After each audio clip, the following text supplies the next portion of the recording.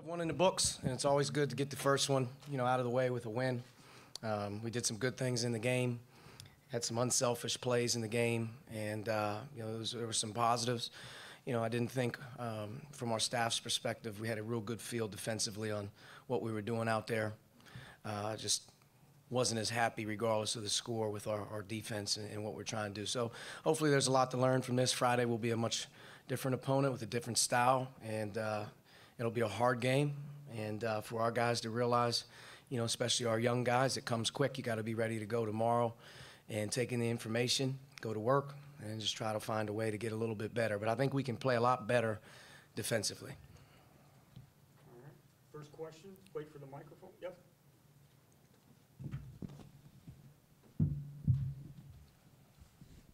Just kind of going off that, what do you feel you guys need to do better defensively going forward? Well, it's always going to start and stop with your balance. I thought that Chicago State really pushed the ball hard on us, and they gave us the opportunities where we were going to have to fight to get back, and at times we did, at times we didn't. So that's step one.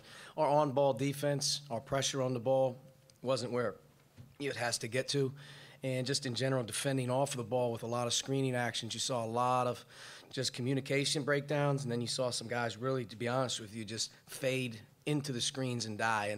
And we can't do that. So we have a lot of work to do on that end of the floor. And, inexperience and youth is something that you have to deal with early, and we're going to have to deal with that. But those guys got to get sped up, as our older guys got to get more dialed in.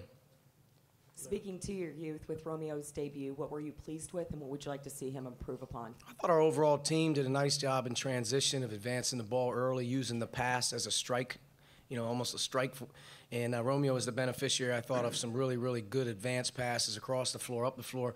And then from that point forward, he's in his strength zone when he's in transition, obviously heading to the basket. You saw a guy, really was efficient. Makes a few more free throws. Probably looks almost like a flawless game for him offensively. Second half, the game was a little bit different. It was a different flow in the second half. But I thought, just in general, in the first half, he was very efficient. I think it was 17 points in 17 minutes in the first half. So. Coach, what did you see from Evan Fitzner tonight? What's he bring to this team? He does a nice job. He's a very, very high IQ, and he's a very skilled offensive player. He's got size and length. He's got great touch with either hand around the basket. He obviously can stretch the floor. But I thought he did a nice job of throwing over the zone at times, catching it in the middle and skipping it out at times. And he's a very good free throw shooter as well. So for him, it's a good start, but that's who he is as a player. Talking about Romeo, it seemed like earlier on it was his passing that really was. Yeah, without question. If you look at the first 4 minutes, he probably had 3 to 5 passes, unselfish plays on kickouts, drive to pass, looking for the bigs. I thought he got off to a really good start passing the ball, which helped our team. We got him in foul trouble, and at the rim, we were at the rim so much, the foul line was going to be the one indicator, and I think that was probably the one thing in the first half. Why did it feel funny? Again, you got to knock your free throws down. Also looking at Evans' night tonight, he got open a few times down low. Is cutting kind of another strength of his, part of his game? Well, we played a lot of zone tonight, so obviously he was free to float. He's not a guy that obviously anchors down, but he can get to his spots. And, today against the zone, he has a really good feel in the paint, how to catch it, how to move and in and around the basket. He's got good touch. And I thought our guards did a really good job of hitting behind the zone early in the first half, seeing Justin, Evan, and Juwan. Coach, going 19 of 33 from the foul line tonight, is there anything that you can kind of pinpoint as to why you had difficulty from that part of the game? It just didn't go in. I think at the end of the day, there's difficult. It's black and white. You make them or you don't make them. Guys got to step up and go to the line, knock it in, especially your better shooters, and I think that will always balance out over the course of a year. Sometimes your guys that aren't very good free throw shooters, it's just going to be as what it is. You got to keep working to get better, and we'll do that.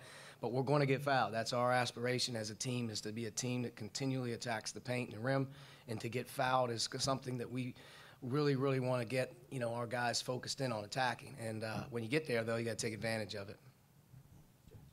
What did you like most about what Finney did tonight, and kind of overall, what did he do to? I thought, just in general, he got taken out of rhythm in the first half with the 2 fouls. We got to watch the film and see if we can help him out, but we can't afford for, our point guard to pick up 2 fouls in the first 3 minutes. So he's got to maybe concentrate a little better and maybe hopefully get a different call in a different game at some point in time. But second half, he's much more in the flow. Rob is under control as he learns our system and our style and exactly what we want to do from that position. He can execute that. And I think guys have a lot of confidence in Rob. I think he has a lot of confidence in himself. And I think in the second half, as he got more minutes, he was much better.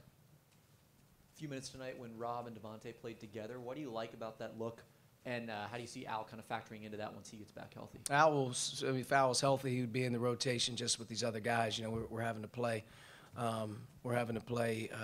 You know, these guys too many minutes. So, you know, I think it's going to be really good when Al comes back. But Devontae can play with Rob. We have that ability to do that. It gives you two guys off the dribble, I think, that are your best, you know, creators. So hopefully, as in time, you see those guys as being able to be attack mode. Al will fit in right in with those guys as well, whether he's playing the point or if he's playing with one of those two guys.